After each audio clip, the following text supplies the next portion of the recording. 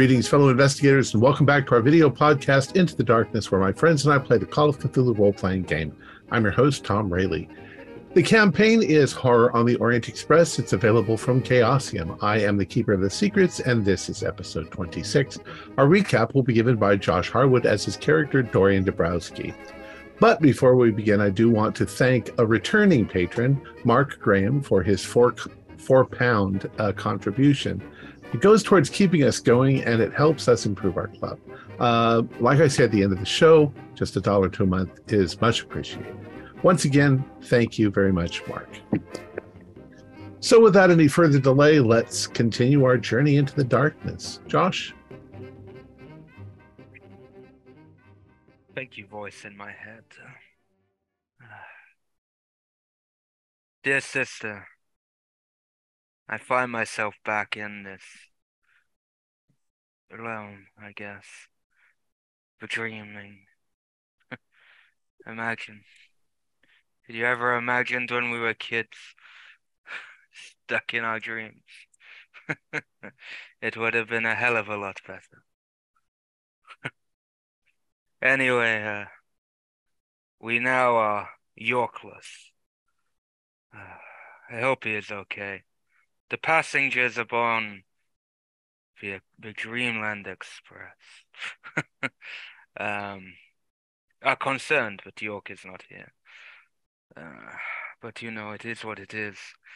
Myself and Gunther, we paid a visit to the Sanafians, and I was this close to snapping, very, very close to snapping.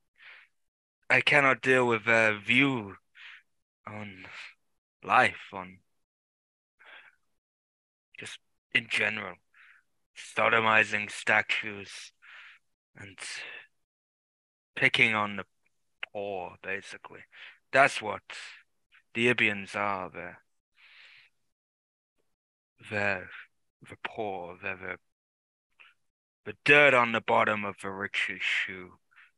And it doesn't sit well for me because that's what me and you were, really. We were the dirt under our father's shoe.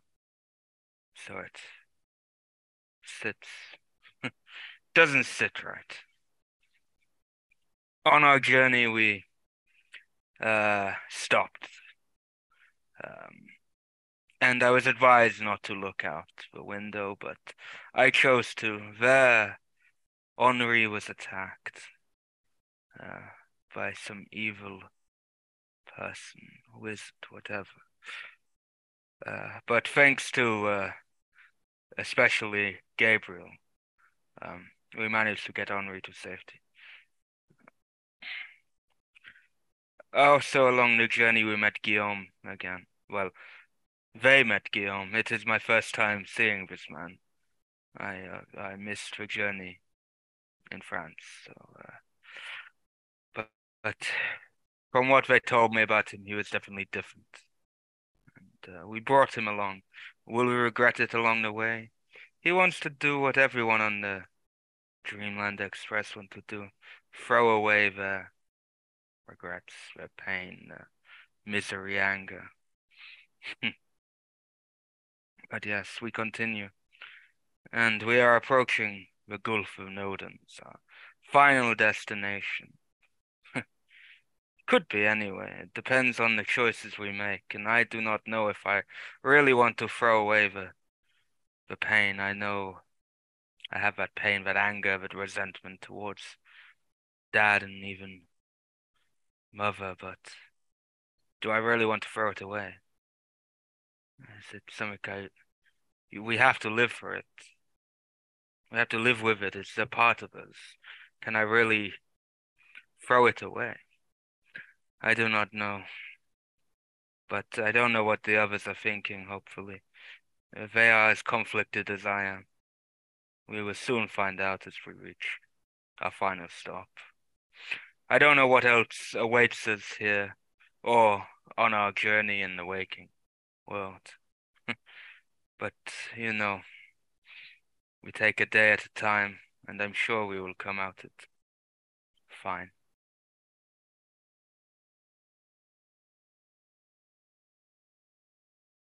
So as you are on the Dreamland, you've come to that spot that you saw earlier on a map in Afarat, I believe. The detour that leads into the hills up above, the ugly landscape of Zura and Thalarian are gone. And you go into what seems to be a very peaceful valley. And what is most striking about it is all of the hillsides are covered in red flowers, small, uh, not quite poppies, something more like anemones or carnations that are growing everywhere. And as the train comes to a halt, Henri announces to you that you have arrived in Ira, and they're going to do a small service for Prince Nimbus and bury him in this place. And the ramp is sort of lowered to the ground. There's no platform, but you are free to wander. And he points out in the distance, maybe quarter of a mile away, there is a large stone that is sticking up. It looks like it might have writing on it. And he says that's where we're going to meet. It's going to take half an hour or so to prepare, and then we'll do that. So you are free to wander about. Is this area safe to wander about? Yes, there's nothing here. This was once a city, but there's nothing left of it. Not even ruins. Was this place chosen by King Tarragon and Queen Sophie, or? Yes, they thought it was an appropriate spot. It does seem idyllic. What was the city that was lost? Is it remembered? The city of Ira. Oh yeah. On the stone there, it commemorates the spot. There's a whole thing written on it. But I'm going to go assist them in preparations, and we'll meet you there. Of course. Thank you. Looking at the stone marker, what does it say? Well, it's about a quarter of a mile away, so you'll have to walk all the way over to it. And there's no path. There's just red flowers everywhere. I mean, this place is just lovely. Does anybody want to just join me for a walk? And I'd love to. Yes, it reminds me of Flanders Fields in Belgium. Yes, I would join you too. The air is warm. There's little butterflies flitting about here and there. And I do have some apprehension of just going about without any protection. I have no idea what's out there. Mimi, would you present me a small walking stick with a sword or something like that? Maybe just a small sword. Something. Yeah. Okay, sure. Thank you, Mimi. All right. So you walk out there. It's not too hot. It's not too cold. There's a pleasant breeze. It smells lovely, and you come upon the stone. here once stood Ira, city of golden domes, the dream of the shepherd boy Iranon. As long as Iranon sought Ira, he remained young. He remained forever young, and for that long Ira flourished and prospered. But when Iranon lost hope, he grew old overnight and walked into Benezik quicksands. That night, Ira and all her people vanished. O dreamers, hold fast to your dreams, lest they too perish. I like the field of red flowers. So after a short period of time, you hear a sort of gonging sound as a little procession begins to come from the train towards the back of the train where the cat car was. And the cats are all filing out two by two, and in the front, 4 cats are bearing a small, litter with the Prince Nimbus's body on it.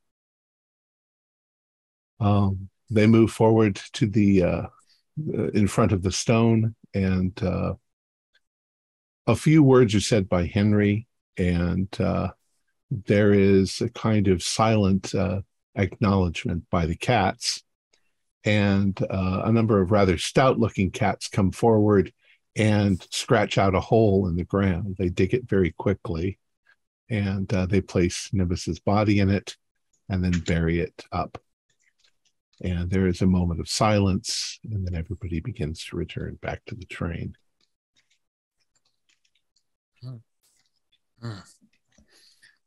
That's a waste, a loss.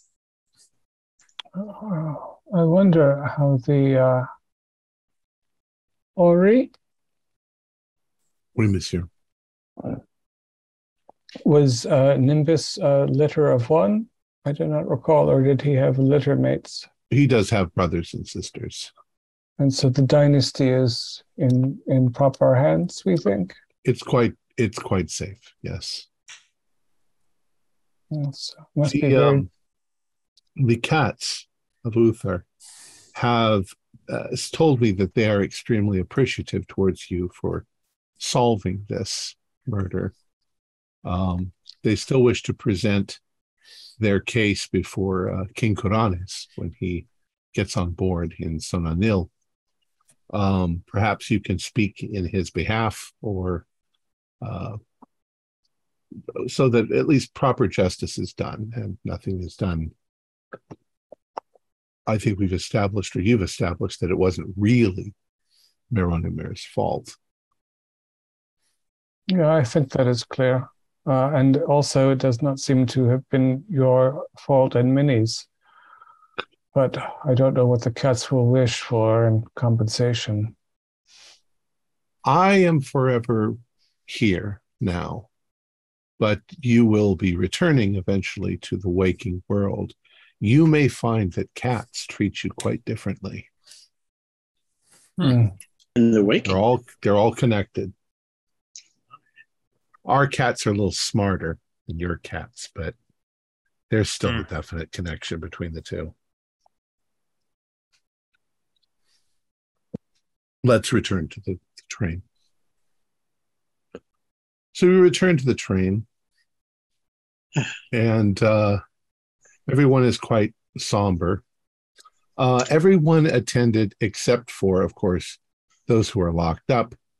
And Madame Bonneval did not attend. She has secluded herself somewhat, hermit-like in her room. Did the Sarnathians attend? Yeah, the Sarnathians stood quite a ways back, but probably tittering to one another occasionally. The Ebians did not attend because nobody would want that. It would not do the beautiful red flowers any good to have them pass by. Yeah. The question I wonder about in terms of asking the king for justice for Nimbus's death is whether Madame Bonneval does not hold some responsibility for it with her dark Gothic romance with this wizard that they allow others to suffer in their stead. I mean, one could argue she does. I mean, in our world, we hold people accountable if people are injured through your indifference or disregard of human safety. I mean, she knew what she was bringing to the train, attracting to the train.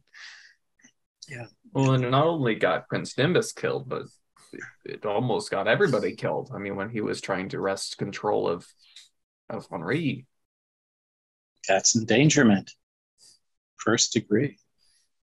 Yeah, she should at least have had the respect. But she is not well, of course. We'll see what Henri says the king is quite just, so we must hope that this is the case. Henri, what is the next stop? The next stop is Sonanil, the land of fancy. Yeah, it's a pity we can't find any books that we don't know. Henri, do you have experience in the in dream justice? Can you advise us before we try to help adjudicate these? It's the same justice as your own. It's what you feel is fair. We don't want innocent people harmed. We want the guilty to be either fixed or punished for what they've done. Or it's not so much the punishment, though some can be quite harsh. It's more removing them from the general populace to protect those who abide by the law. Yeah, exile or other forms of removal. But it bothers me, this dark sorcerer. He presents a very dangerous problem. There are many gods of the dreamlands, and some of them are much worse than others. And it would seem that he has allied himself with the darkest of them. Is there an entity you have in mind? Oh, none that I would care to say out loud, but we have Nodens as our ally, and he is by far one of the most powerful of the gods. Perhaps the most powerful is Hypnos, but Hypnos is one that is very difficult to get in contact with. Always hitting the snooze alarm. Yeah. You mentioned earlier, though, before law. So there would have to be something written about what is law here, would there not? Well, I'm sure there are libraries full. Of course, the law for us is King Kuranes. He is establishing the order, the overall order of everything here. The reason I ask is if I'm not sure where it falls into, if one is aware of the law, if there's any protection for the ignorance of the law. I'm not sure where that falls, but if someone was not to know what is legal and illegal, could they be justly charged accordingly? These are questions for King Kuranes. And as you've impressed the cats, you could impress him, and you will have an ally in the Dreamlands like no other. Yes. So on we shall go. It's not too far to get to Sonanil. Excellent. Maybe a cup of tea might be time for Mimi, tea, Earl Grey, hot. Yeah. It gives you anything you need. Oh, thank you. It's time to get one of those tentacle massages in the back. Oh, yeah. Oh, fine tea. Thanks, Mimi. So you move on. The train sweeps through the countryside, and it begins to move down towards the coast. You can see the ocean, and there is a gigantic city on a sort of prominence that sticks out a bit into the ocean, with gold domes, and it's surrounded by pastoral fields and farms. And as you approach it, it seems like every moment that you approach it, it gets more beautiful as it goes. You can see as the train passes, you can see very happy looking inhabitants, people with wares, colorful clothing they're selling, colorful umbrellas and things like that.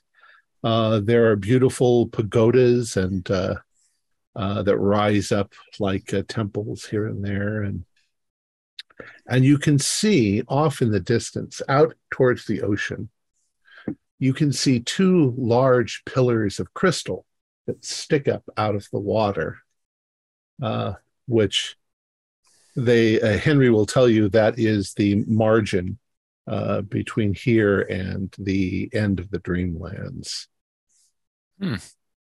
That is where the ocean plunges down into the Gulf of Nodens past that. But there is still one more stop before there. Fascinating.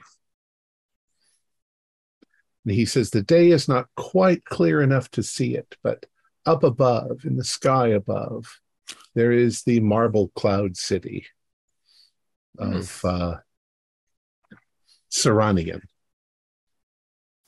And that will be our last stop before we go and make our stop at the Gulf of Nodens, over the Gulf of Nodens.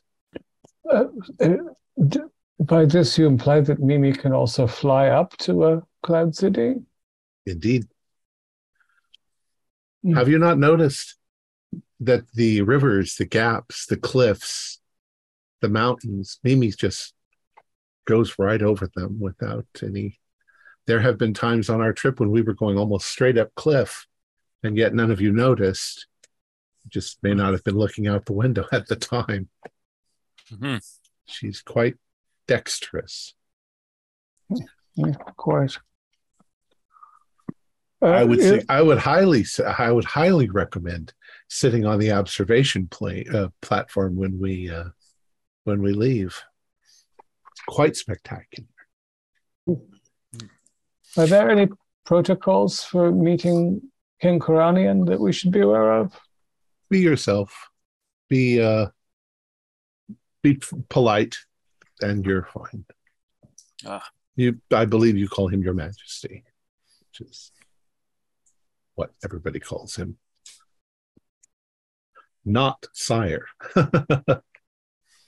Good to know. Sire is specifically what his family would call him. And Highness? Highness is fine, yes. Majesty, Highness, not Sire. All right. Well, I think I will retire to my room and spin my vert wheels around meditatively. Since there's nothing to study, which makes me uncomfortable, I like to prepare. Well, all right. Now, if there's something that you guys want to do, tell me, or we can move on to Sonanil, the arrival. Let's move on. All right. So the sky is beginning to change to a lovely deep orange as you are approaching Sonanil. It's probably about the equivalent of like 3 p.m. The way the sun hits the towers and everything becomes pink and orange and quite spectacular. You arrive in Sonanil, and once again there is a large exchange between the train and the people, all sorts of things being exchanged. And there is a distant horn that is blown, and you can see coming down the main thoroughfare of the city towards the train is an entourage. The entourage being military-looking knights, all dressed in sparkling armor, riding on white horses. And as they approach, there's one in the back that is all decked out in gold, and there's a man sitting on top of it who must be the king.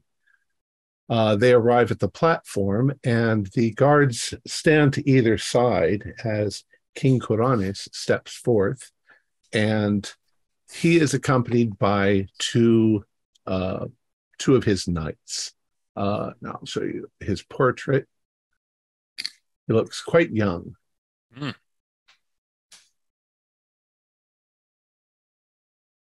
And as he comes forward, there are 2 knights with him. All the other knights stay behind. And Henry meets him at the edge of the platform and bows. Your Majesty, welcome to the Dreamland Express. And he says, Henry, it's good to see you again. He says, we have your suite prepared for you.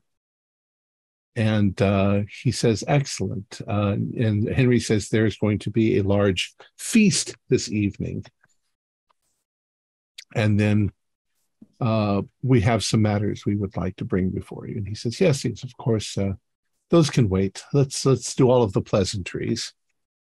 And you all sort of follow up back on board the train. And he settles in.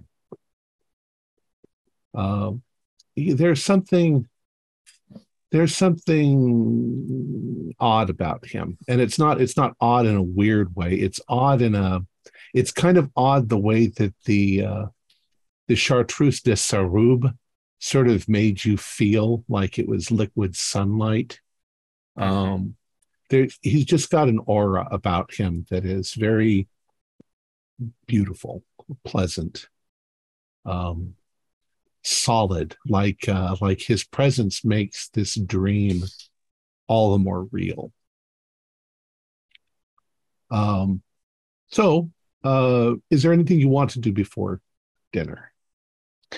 I'm wondering, Henri, if there is some way to have Mimi form a membrane or some such, so that the Ibians could be part of the feast without being themselves uncomfortable or making others uncomfortable.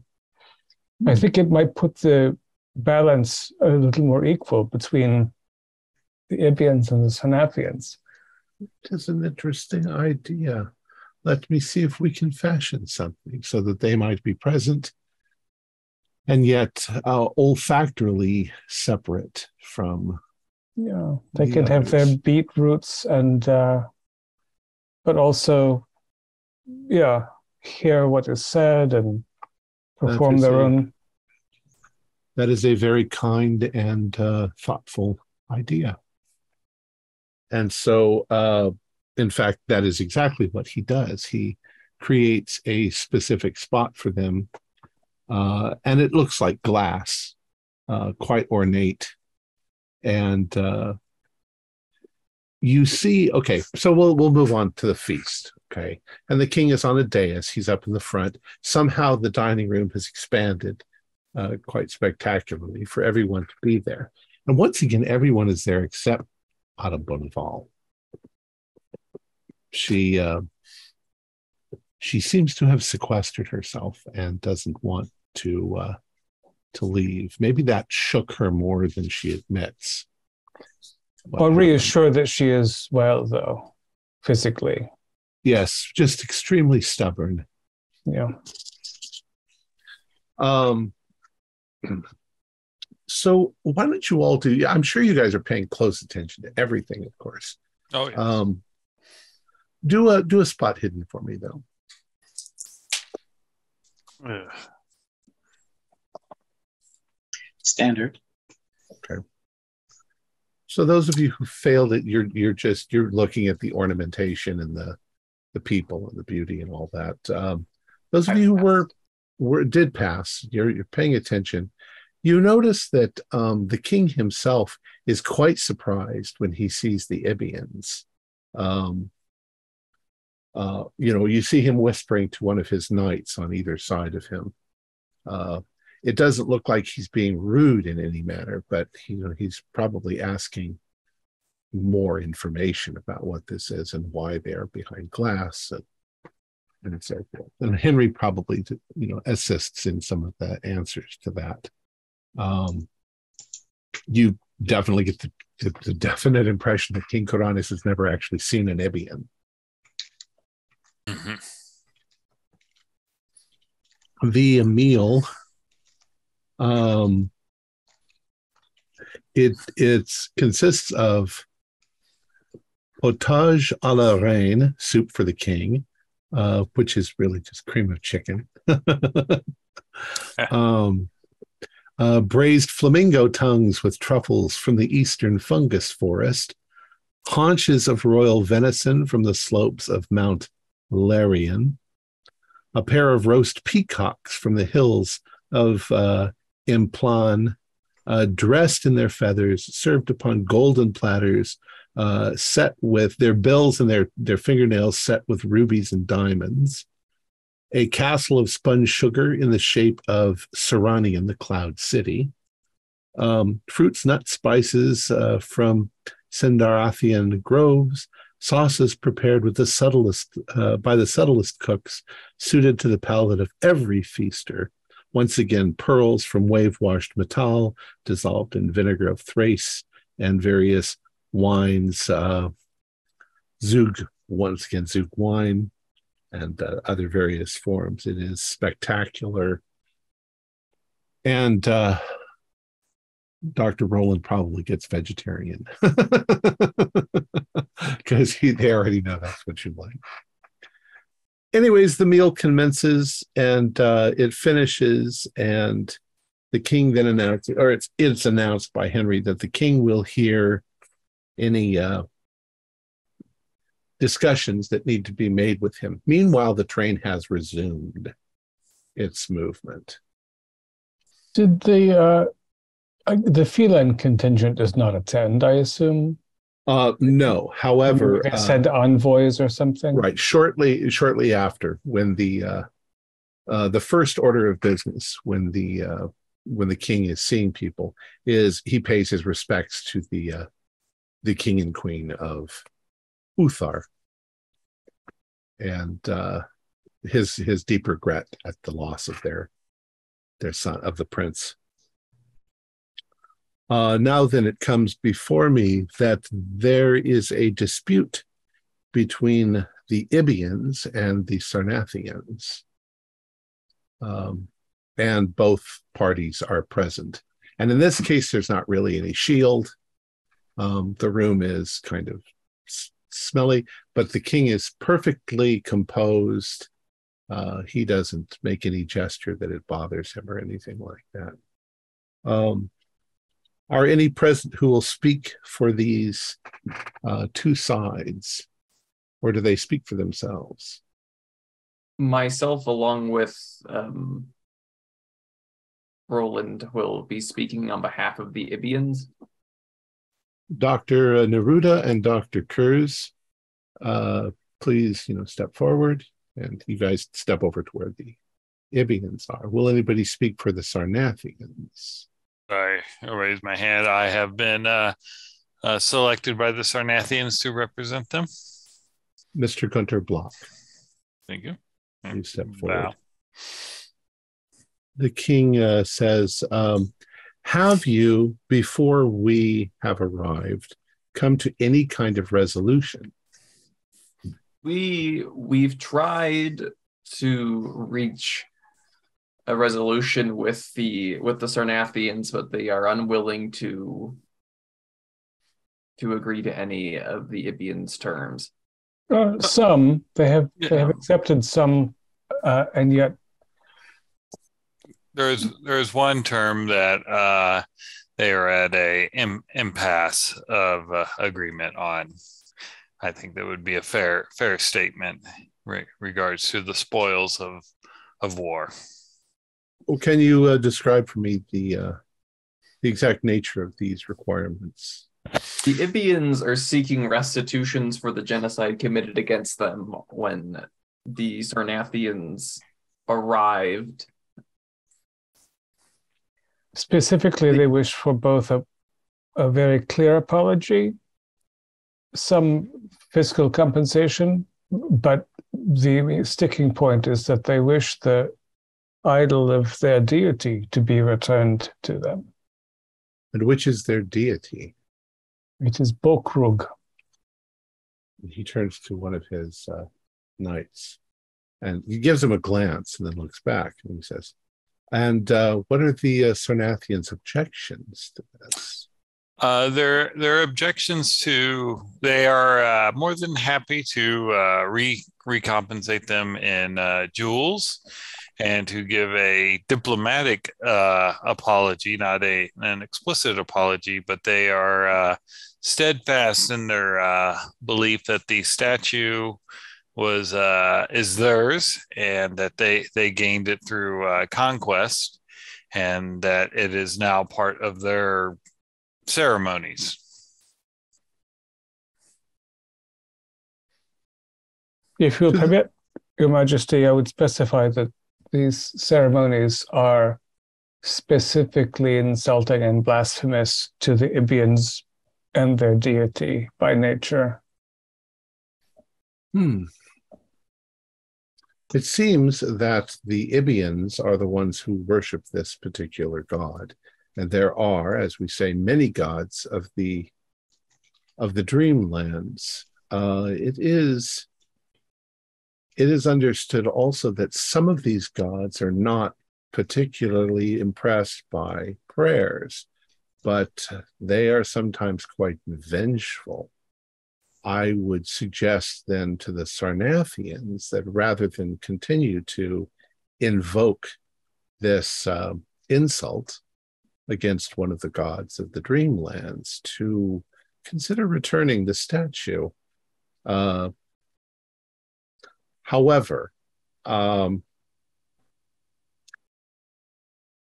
I feel that I would much prefer it if both sides would come to a more solid resolution without me having to force anything on them. What do the Sarnathians say? And the Sarnathians, you now notice, have been acting in a very sycophantic sort of manner. They're keeping their eyes averted, and they're looking down, but you don't feel a sincerity there, you know. Mm-hmm. Of course, we will comply with whatever His Majesty says, but you feel they've agreed way too easily to, you know. What say the Ibians? And the Ibians hold up the little squeaker, and it says, "We want only justice for what they did to our people."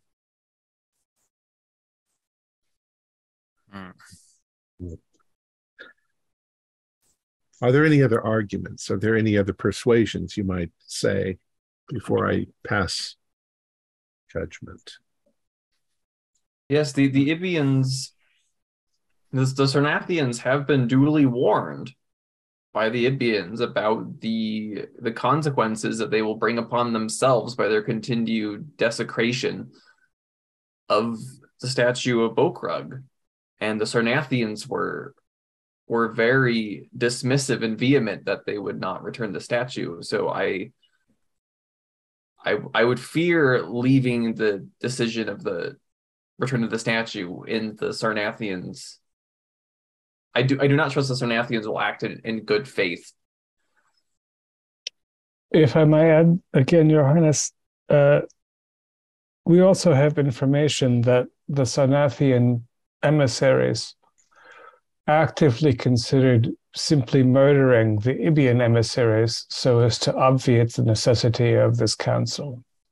But to be fair, they did not act upon that. So discussions of it, no matter how distasteful, shouldn't be held. They into did the same engage regard. in an act of physical violence against the Ibians when they arrived on the train.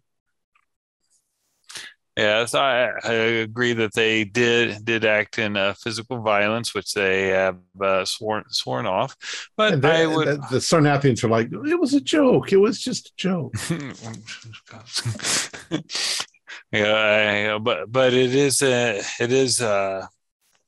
the statue is in the Sarnathians' possession, and they did take it, and it is in traditions in wars that some spoils are taken as a compensation for the cost. I would agree with Mr. Block in that. However, I would remind the Sarnathians that the city of Sarnath is extremely wealthy, extremely powerful. They could certainly depart with a single golden statue.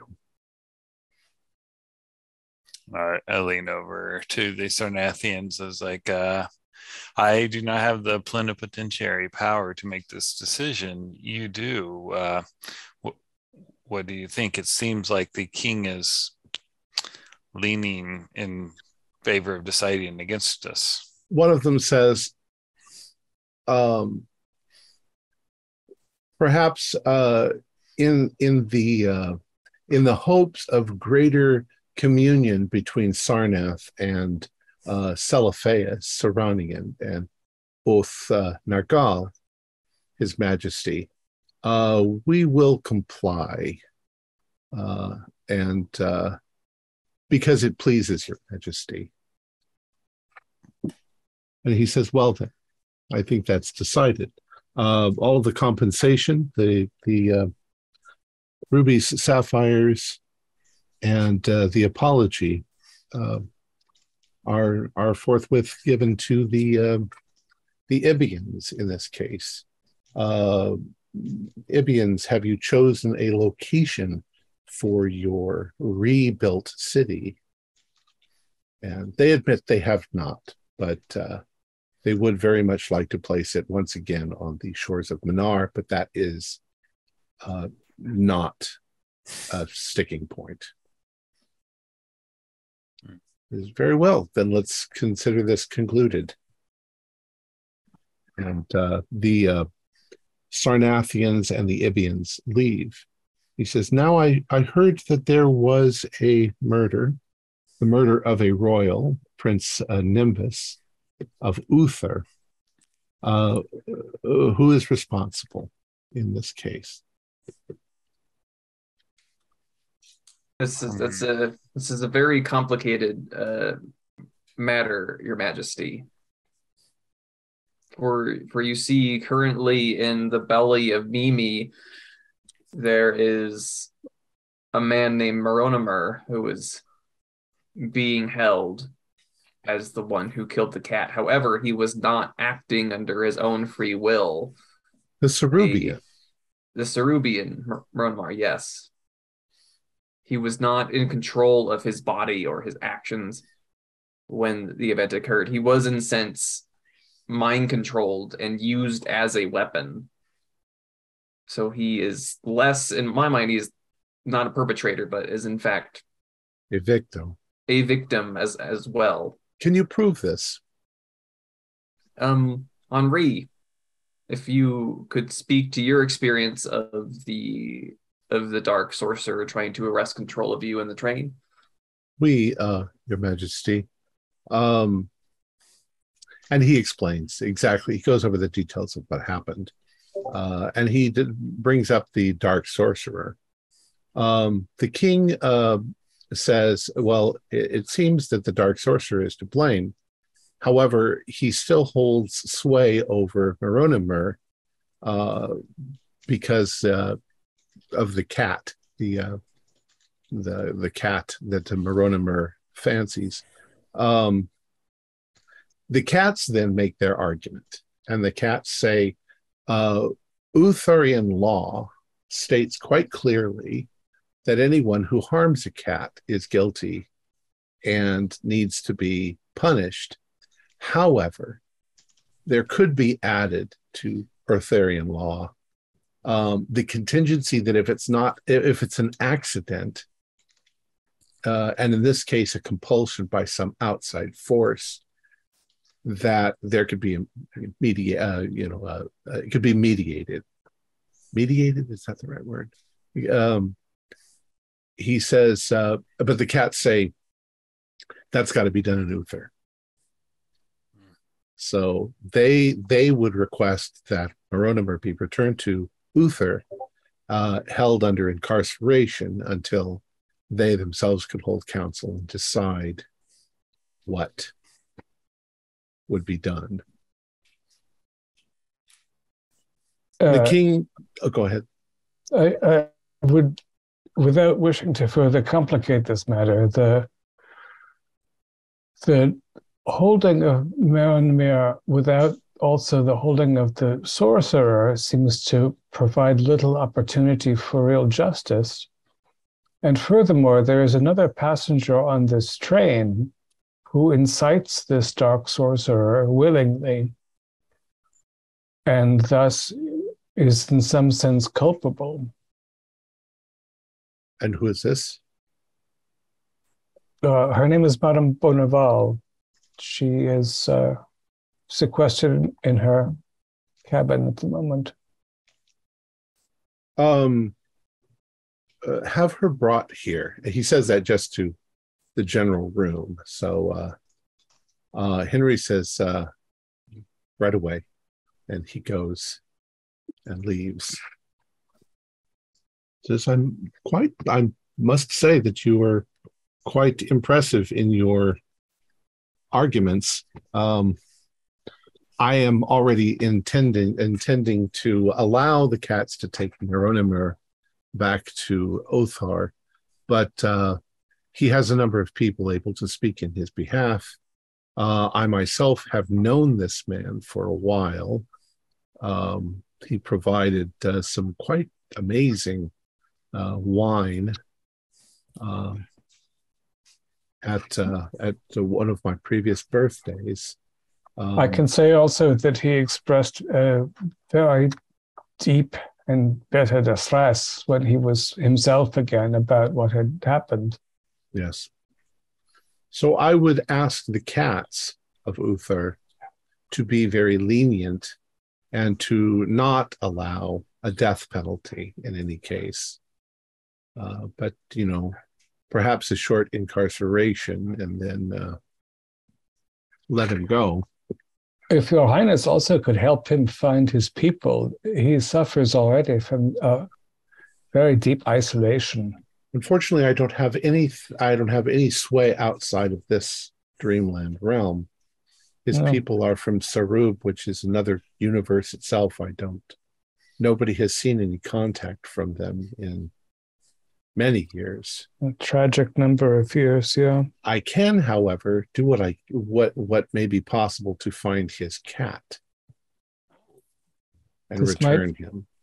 Yeah, this might help with the compulsion that the sorcerer used. And is it been explained the dark sorcerer disposing his humanity? Yes, that comes up. And he's like the nature of Henry's train.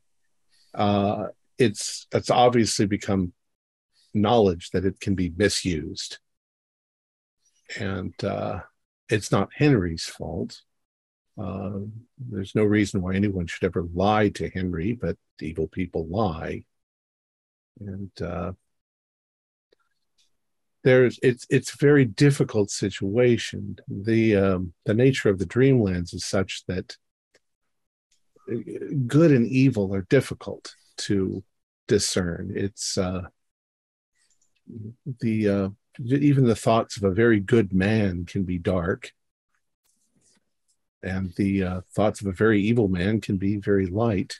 It's easy sometimes to change a person's mind, especially here, when they are contemplating destruction and of the self or of others. In any case, I think this being, we just need to guard ourselves against him, whatever he might throw at us. If we can find a way to stop him in whatever he is doing, which we don't know where he is from or where he is or what his plans are or what his defeat might be. Apparently this woman that you said, Madame Bonneval, seems to know. Yeah, they are connected in a very profound web of mutual hatred. If there is a city of wizards or some such in your realm, perhaps they will be able to ascertain something to reach this sorcerer, although it might simply be that she and Bonneval are so deeply connected that she is the only way. At that point, the doors open and Madame Bonneval comes in with Henry. She comes in looking a bit defiant and angry as she comes forward. But as she gets closer to Kuranes, you can see there's a look in her face that you've never seen before. One kind of I mean, does she see something that she actually herself finds beautiful and hasn't felt that feeling in such a long time that it's almost alien and surprising to her? But as she comes forward, her eyes avert downwards, and she becomes a little bit more respectful all of a sudden. And he's like, Madam, it's come to our attention that you are in a great battle with dark forces, this wizard. And we'll just say, we've been told your story, that he was the murderer of your daughter, and that you have devised some sort of grand scheme to get your revenge on him. I would suggest you consider giving up this evil, this intention.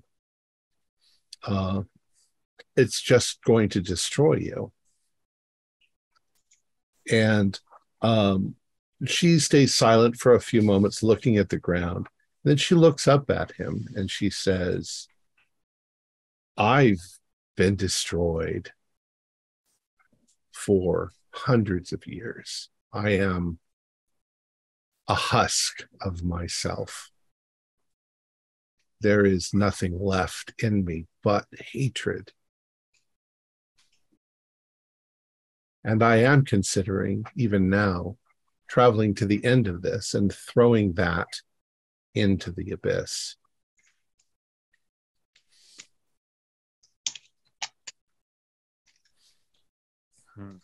Is it possible, however, if you'll excuse my speaking, Your Highness, is it possible, Madame Bourdeval, now that you have met your nemesis and it threw its humanity into the gulf, perhaps you think you can do the same and meet him as an equal? She chuckles. She says, oh, we aren't equals. He's chased me for hundreds of years. He's never going to be my equal. I am always ahead of him, always one step ahead. I have lured him. He's thrown out his humanity in favor of a seething desire for my heart of hatred. And he won't stop ever until that is gone. Yeah, so you accept that you have lured him. You are the active participant in this. You are responsible, therefore, for the death of the cat, the possible death of everyone on this train, because you are fishing out of your hatred.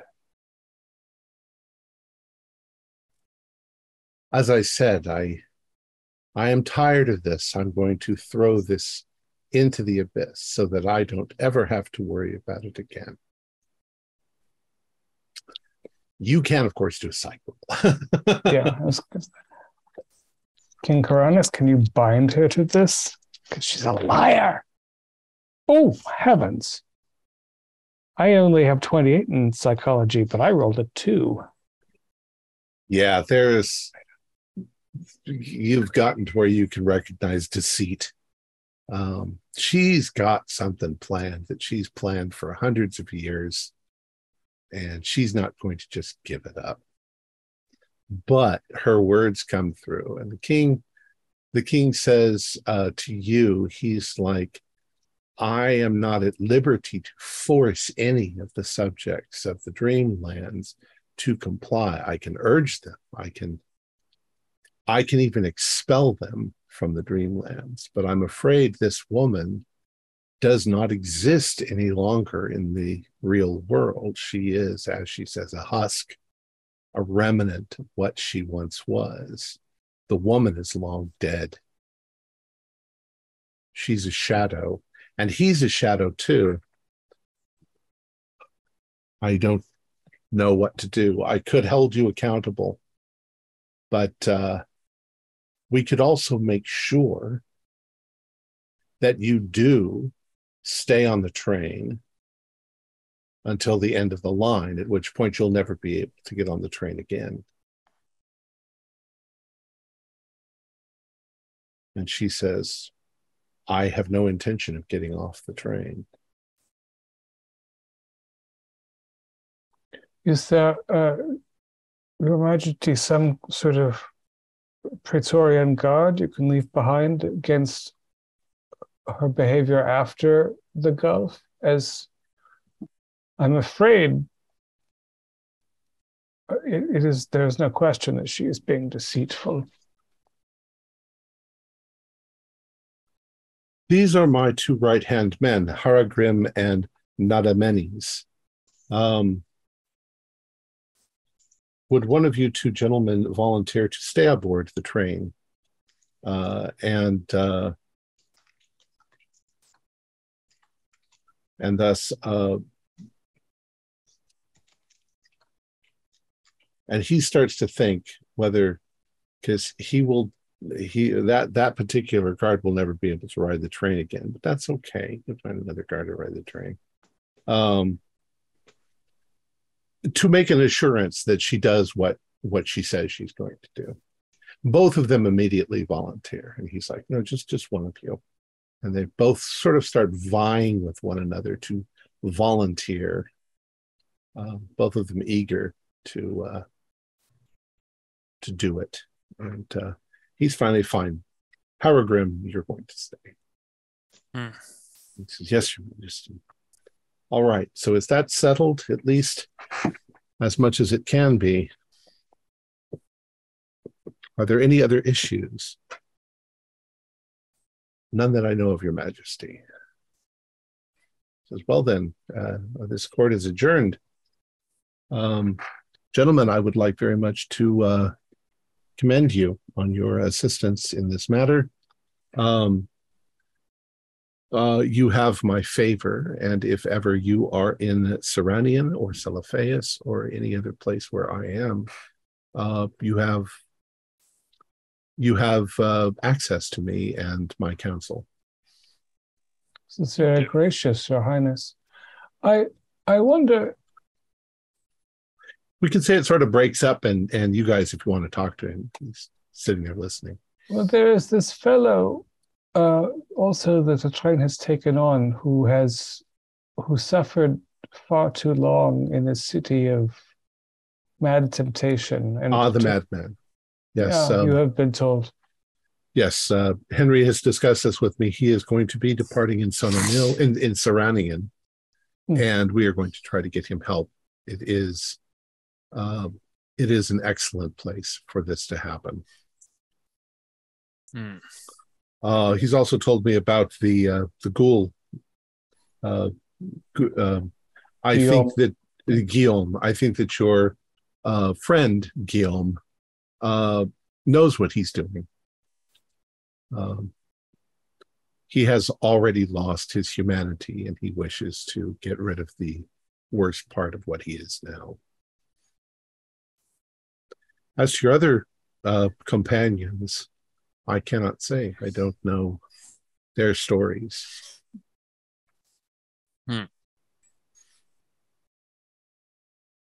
But we should be arriving soon in Saranian. So if you don't have any other questions, we can move on to that. All right. So you guys sort of take a place on the observation platform as Henry had suggested. And when the train leaves Sonanil, it rushes down towards the coast. And just as it gets to the coast, the train begins to run on the water itself, as if the water were dry land. So you can see strange dolphins swimming along beside it. You can see luminescent fish and things like that as the train rushes towards the pillars of crystal. And then about 10 10 minutes or so before you're about to get to those crystals, you can hear a noise. You're not sure. You think at first it's a rushing wind, but it's getting louder and louder. And then you realize that it is the sound of a waterfall. Oh. And up ahead of you, you can see that all of the oceans are pouring over the edge of the world, just on the other side of the crystals. And the train seems to sort of pick up speed as it goes. Your face is, you can feel the mist from the water, rising up, and you can see little, it's dark by now. It's nights out, and the stars in the sky seem to get even more spectacular, even larger. And as you are approaching what is no doubt a precipice going over the edge of the world, you can see that the stars go all the way down. So that there are stars down below as well. But in the distance, up in the sky, you can see a glowing sort of cloud. And as Mimi hits the edge and vaults into the darkness, into the sky, she begins to continue to run, but she is now sailing like Santa Claus's reindeer flying up towards this cloud city.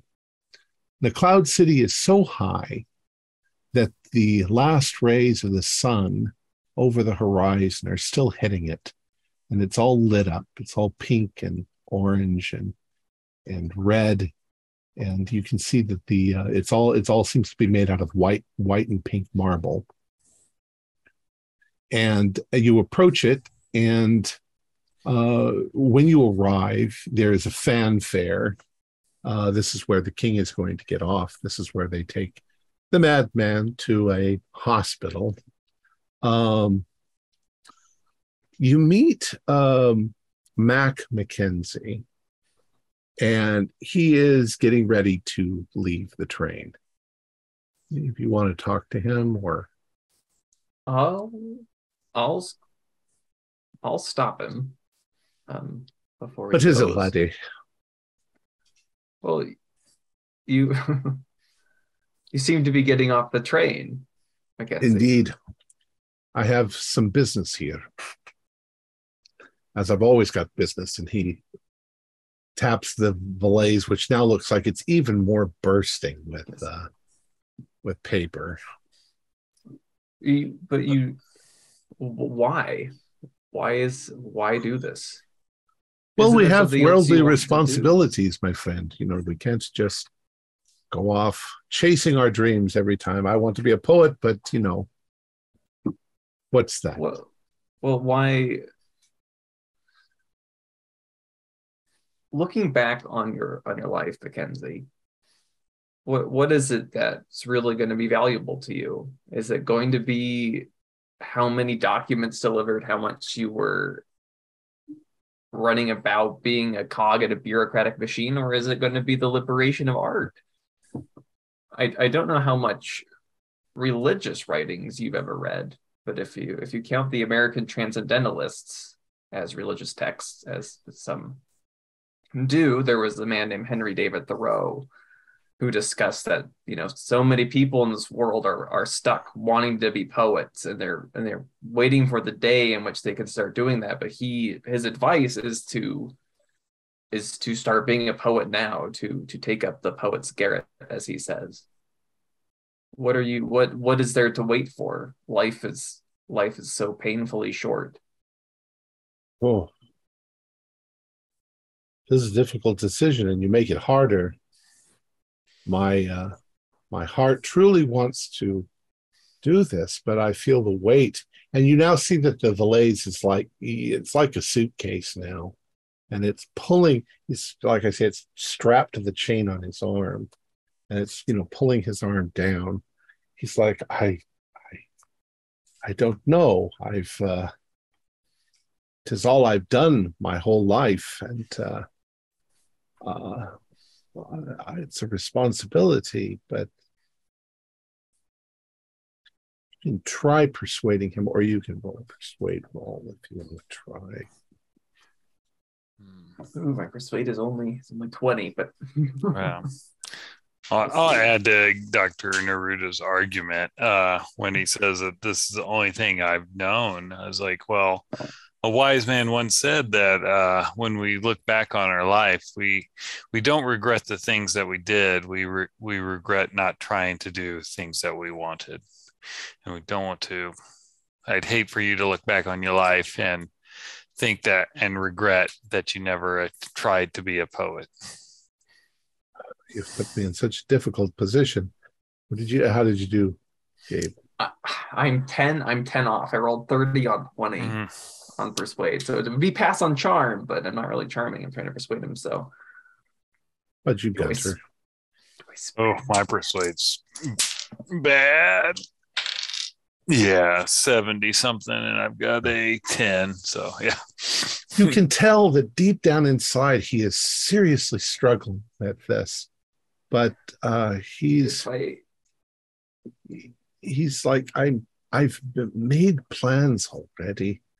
Maybe next time I can do it. I can always get back on the train. You can always say next time, and just forever be subservient to the idea of a tomorrow.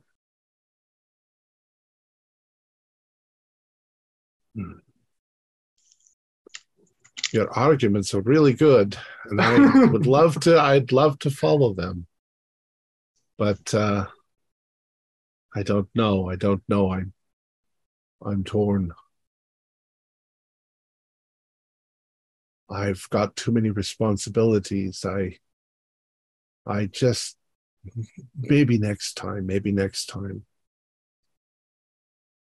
You might want to ponder this, simply because if you're torn just off of a brief conversation, it seems to me like you have some more searching to do.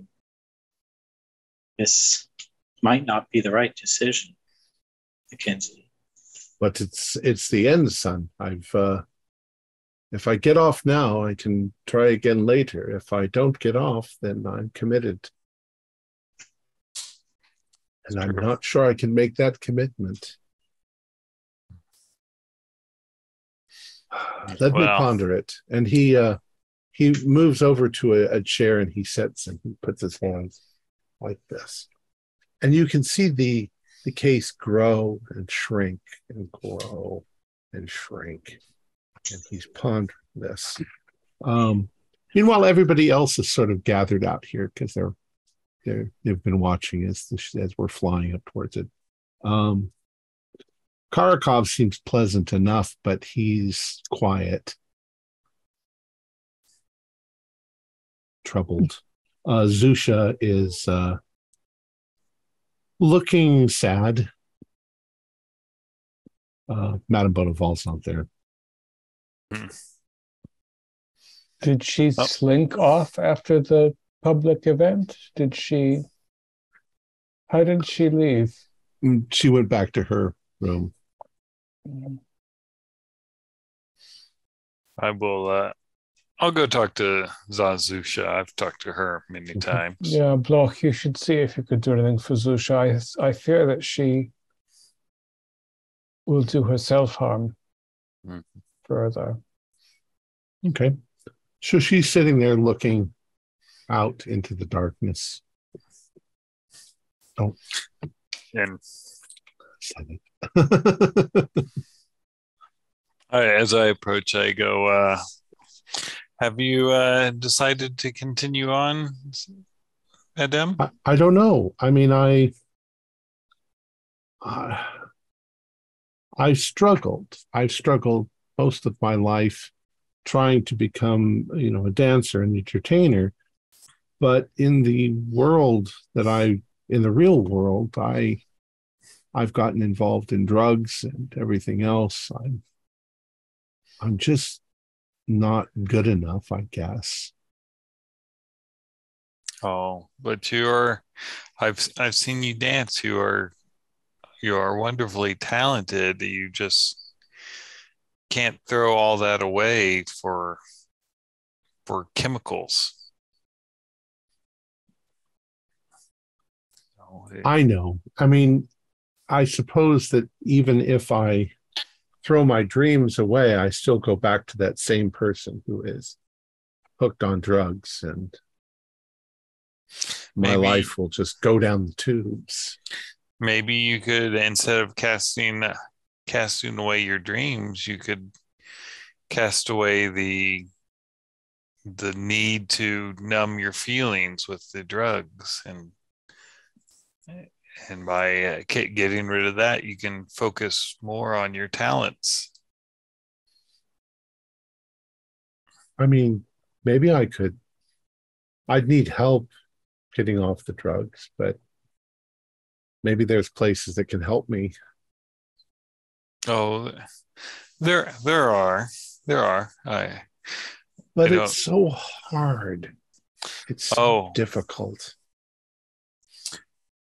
Yeah, I understand that. That's why it is an addiction. If it was easy, you wouldn't be addicted to it. But just because it's hard doesn't mean it's not worth doing.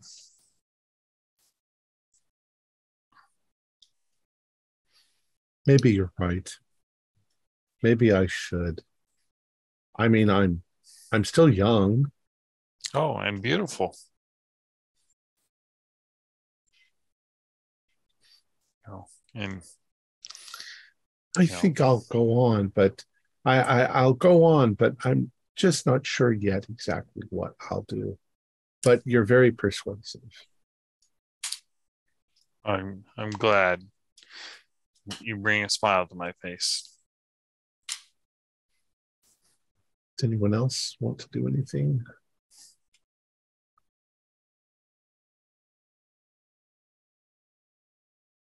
I think the Broski and I are trying to figure out how it is possible to drink Turkish coffee while vertical. It's very strange. Thank you.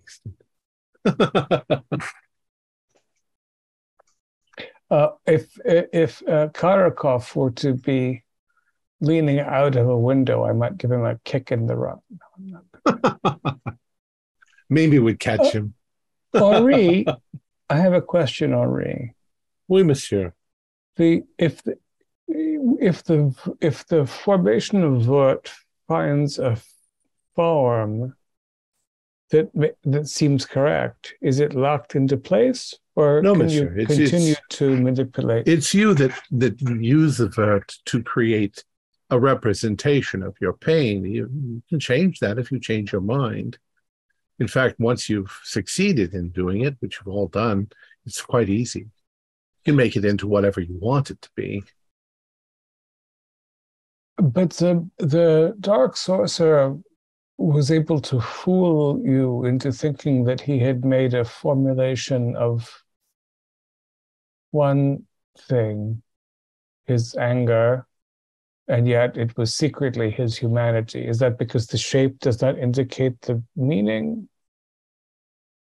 The shape has meaning for you, monsieur. I do not know what you have placed in the shape of your vert. And you could lie to me if you wanted to. So I would not recommend it. Those who have done so do not seem very happy about it. I agree. How many, I guess you would not know because they cannot return. I wonder how many of those who cast their fear or trouble into the Gulf are pleased after. Oh, I'd say some of them, quite many that I know of. And it's not that we all have ways to please ourselves by finding loopholes in things. I don't know if you went to the little tea house just outside of Uther when you were there. Perhaps not. But that fellow was once a traveler on my train. He had quite a very lot old fellow with the beard. Oh no, that's Atal. But he's a very lovely person too. No, this is a Russian fellow. quite aristocratic, escaped, as I think he said, he escaped Russia just before the revolution. He had a great many troubles and threw them into the abyss. And he may have died, I don't know, but he is often here, and I often visit him. I can visit people outside of the train. So in my stops, I can't go wandering about because responsibilities. Train, yes, I'd say they're quite fulfilled. It's really a small thing that you're giving away, but it's something that is an obstacle to you. And it's only my hope that in the real world you do something well with it. I heard you talking to Shusha. Why should she give up her life? She's so young. Just because you don't succeed doesn't mean that you won't succeed. Exactly. I failed many times before I was finally given the chance. I'm afraid Karakov might be in the wrong. He might be on the wrong path. I don't know. He's very difficult to read. He's a very likable fellow. And he obviously, I mean, you've seen his monstrous trunk. Yeah. That's obviously his guilt. What was it that was said? A pound for every murdered person in the war that he's responsible for. But maybe his conscience can be tipped. Maybe he can change it into something better. That the individual must throw the object. It's not as though Mimi could grab that trunk and toss it over the edge. That would be a violation, correct? It's a pity because he is suffering a great deal and a danger to others. Free will, I suppose. I'm afraid that if he throws his guilt over, then when he awakens, he won't feel any remorse at all for what he's done. Oh, yeah. If you throw away your problem like that, then it means that you won't feel anything for it on the other side. That's very dangerous. You might have a problem with your father, and if you throw that memory over into the abyss, then when you come back, you'll just ignore him. That raises an interesting point. Theodore, you shaped your vert into the Sedef card, didn't you? I started to, yes. I'm not so certain I want to throw my pain away, or my guilt, or my fear, what troubles me. Those things make us who we are. They're part of us, for better, for worse. Would I want to get rid of a part of me that makes me who I am? I generally like who I am. I don't know if this is wise at all. Monsieur Thursby, part of the magic that I have given the train summons people. You notice that not everyone who's on the train, on the Orient Express, comes here. It's the ones who have something inside that is keeping them back. So search your soul.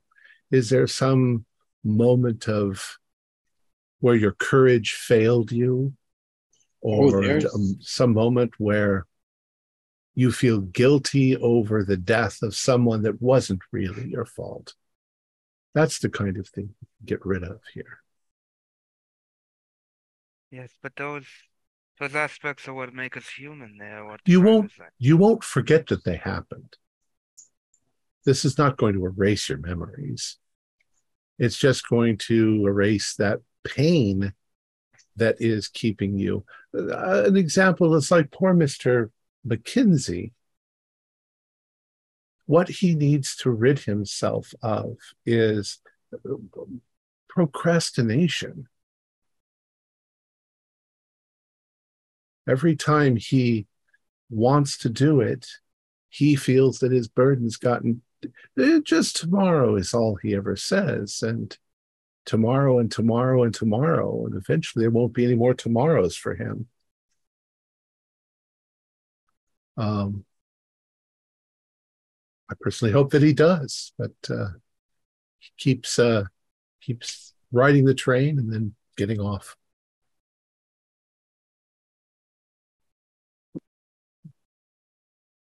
Does that answer your question or alleviate your doubts? I don't know what this thing you referred to as, this simulacrum. It's very troubling indeed, but it is perhaps not the right thing for me to be addressing. No. But that's... Well, and he looks at his wrist, and he says, "You've got about a half an hour before we're due to leave." And he just turns towards the front of the train, sort of out the sides, and he says, "The abyss is there. We're about to reach the ferry bridge once we leave." So this was in the station of the Marble Cloud? This is, we'll say that you've arrived there. And you see people walking about in splendorous clothing, and people with funny hats and books in their hands, and scholars. And it's like Olympus, it seems almost like.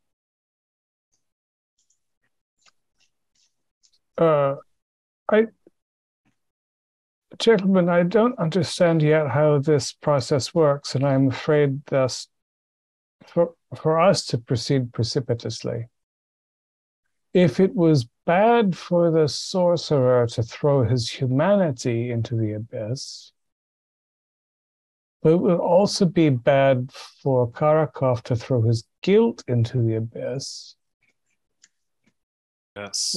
What does it mean to lose a thing? Guilt is a bad feeling. Humanity is a good feeling.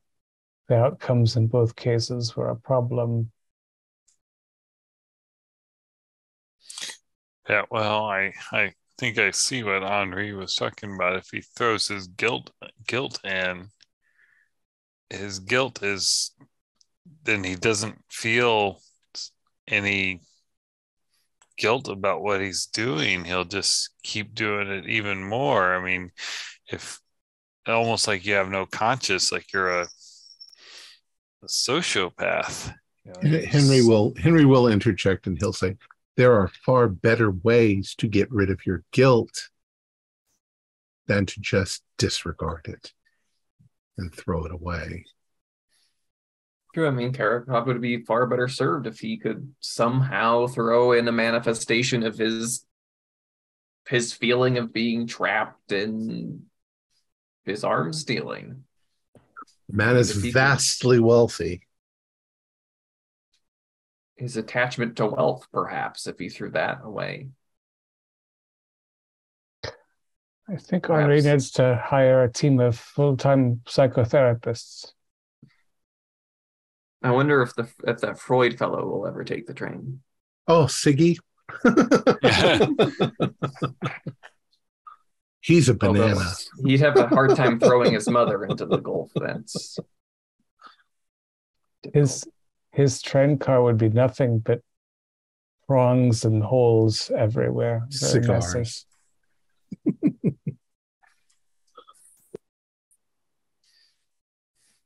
Gentlemen, we have achieved something with this mysterious substance. But if we are going to take the final step of giving it away, I would prefer we do it together rather than be trapped, some of us away from the train and some of us riding again. I must admit, Dr. Cruz, that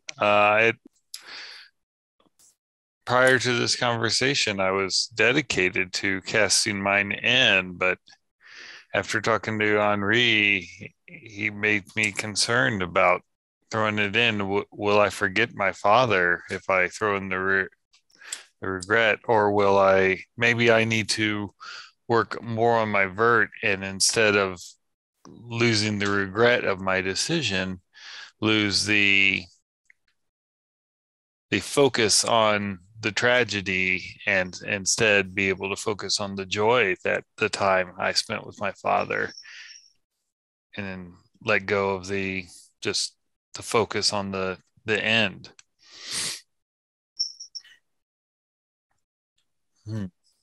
I wonder whether instead of my arrogance, although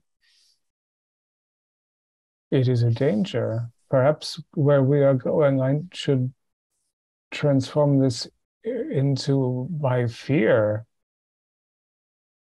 because living with less fear seems a good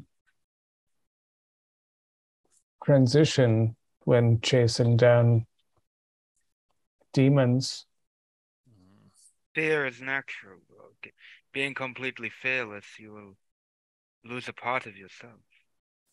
And yeah, definitely, as a big game hunter, you have to have a little bit of fear. You need to be able to respect the danger that you may be getting yourself into. Henry also reminds you that it can be very specific. It doesn't have to be all of your fear. It will be fear of specific things. So regret over one specific thing. And like he does also explain, you won't forget those things. Yeah. They just won't have the effect that they used to have on you. Sleepless nights, tossing and turning in your bed, that won't happen anymore.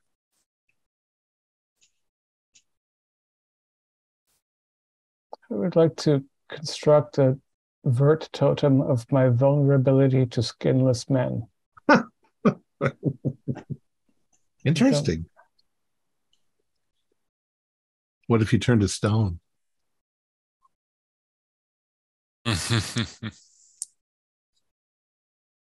Yeah, we have to remember also we are having dream logic throughout this.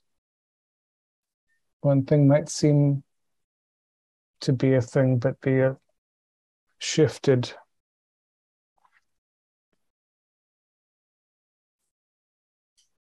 Something, but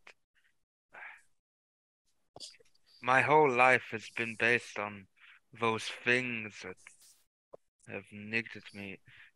Throwing them away now would just, I don't know, pointless. I feel pointless.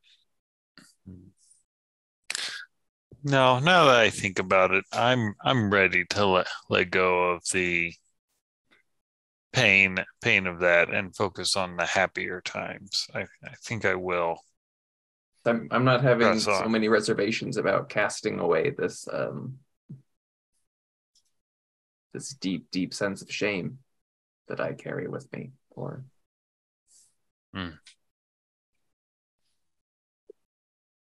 departing the religious ways of my upbringing. Yeah, I'm thinking that what I was calling simple arrogance or hubris might be instead the specific arrogance of believing that I can understand the world, which leads me to it has interfered with what we have seen, in that I believe that everything should be rational, and we have learned that I do not know what rational is in this universe, after all. Perhaps I'll be ready.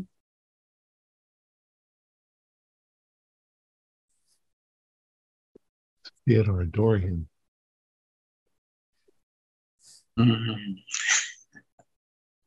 Still not fully sold on this. Since we are both at the same. You have the option of getting off the train. You're under no pressure. And after all, we have been able to provide service by riding this far. perhaps if we were to leave the train forever, we would miss an opportunity to come.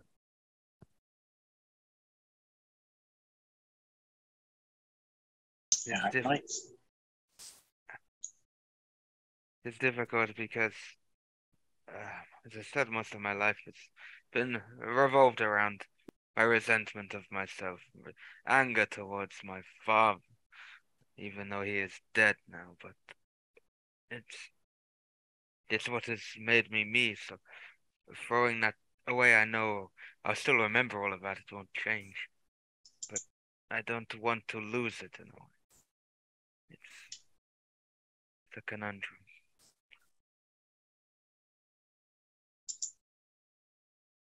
But, Henry rejoins you and he says, well, my friends, the time has come. The train will be leaving in a few moments. What shall it be? My friends, I think we should go on to Venice and learn what there is there.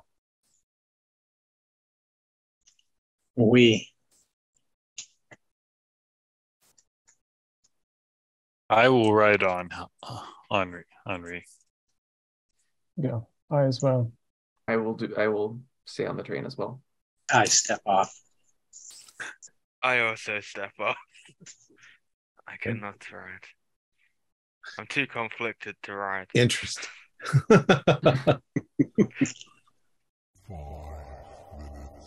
later. Okay, I'm having second thoughts. But that doesn't help anything if Dorian stays. Well, the rest of you want to try to convince Dorian?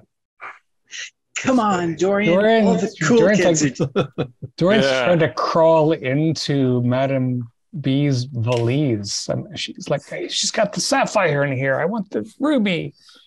You can try if you want. Dorian can be convinced.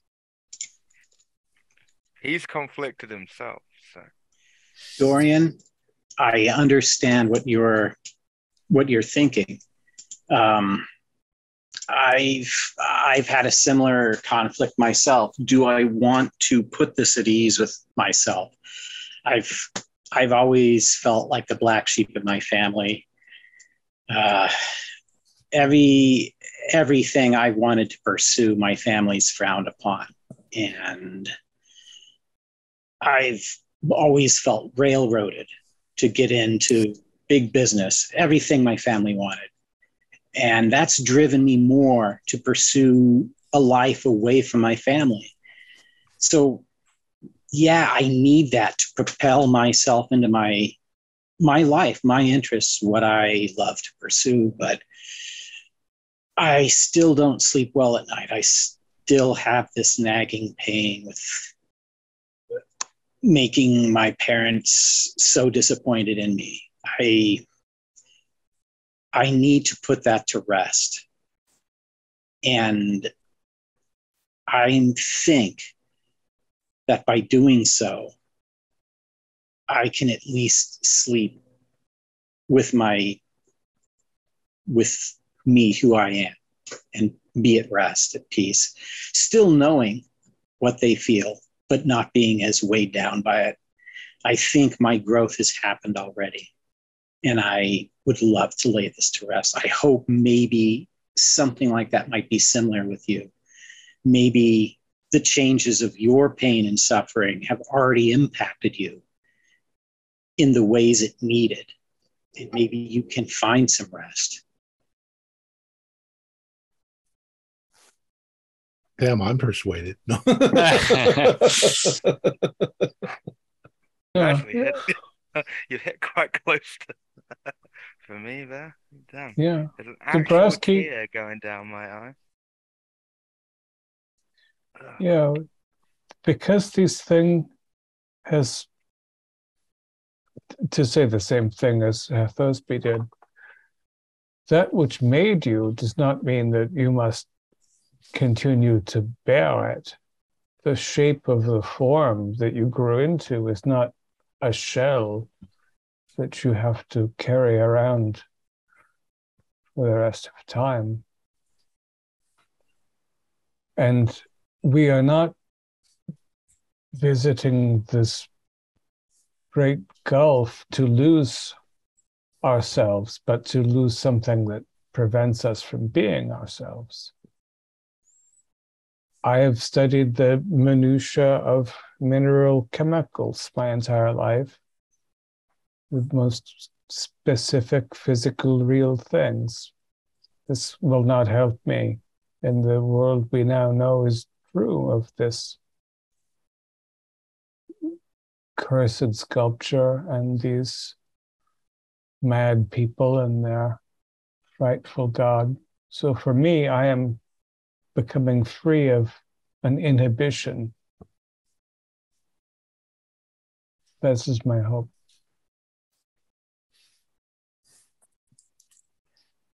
I see where you both have come from. It's a pain. It's always been a pain, this nagging feeling, the resentment of being the older sibling and not being there for my sister and my brother. And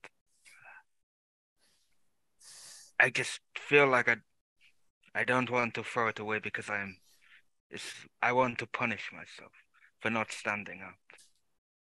Yeah, and you think this would be something they would like? That you limit yourself? Or do you think that given that they are sacrificed, you should be free? But remember them and honor them through the actions you can make. Yes, and and as you just partially admitted to yourself, it's masochistic. You do it.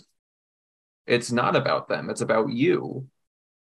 In a way, your weaponizing of this sense of responsibility against yourself over and over again it's selfish in a lot of ways. Far more selfish than it is benevolent to others. I guess it is, but I don't know, it's what my whole career has been. I guess I was so set on where I wanted to be, and that selfishness has gone on with me, and it is hard to let it go because it has done so much pain and suffering for myself. And I also suspect that the others on this train need our assistance. When you say that to Dorian, you notice behind you, because you guys are sitting there talking, that Mackenzie stands up, sort of straightens his tie, and walks off the train, not wanting to talk to anybody as he goes, just resolved that he's just going to be procrastinating more. Makes me sad. Dorian, we can do this. Once more into the breach. One for all and all for one. We've come so far together, so far making a difference. And if you step off this train, you only continue to participate in the reproduction of the own violence against yourself. If violence perpetuated against you, and now you are the one filling that role of perpetuating violence against yourself, albeit mentally, that doesn't do you any good.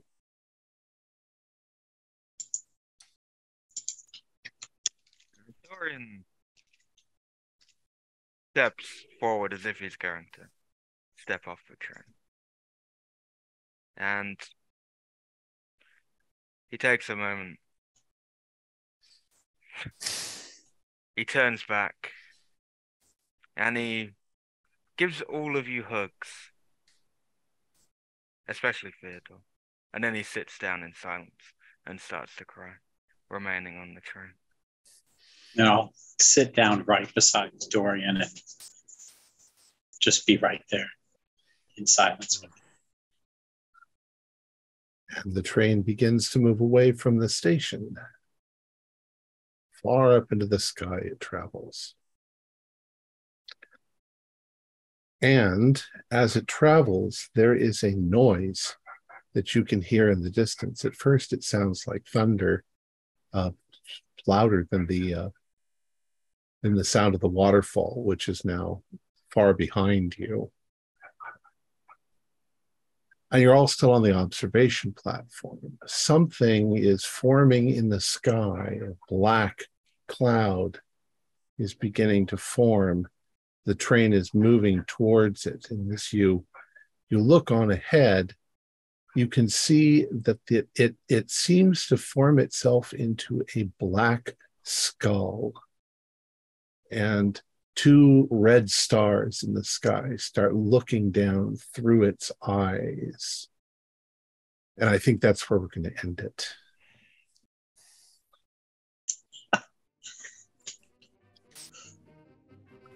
That's a good spot to end it. Jeez. Our players included Morgan Llewellyn, David Gasaway, Stuart Lively, Keith Craig, Josh Harwood, and with yours truly as the keeper of the secrets. We have a Discord server where you can chat with our other members. You can set up private games. You can learn the finer arts of gameplay and game mastery. We provide audio-only versions of our shows free for you to download from Podbean or iTunes. If you'd like to help support our show, please visit our Patreon account. Just $1 to a month helps us a lot. Like, share, and subscribe to our channel, and punch the bell icon for updates on our latest shows. And leave us some comments. We enjoy reading them and answer any questions you might have. This is Tom Rayleigh, together with all the members of our gaming club, inviting you to journey with us once again into the darkness for another adventure into the universe of H.P. Lovecraft and the Call of Cthulhu role-playing game. Until next time, good luck and good gaming.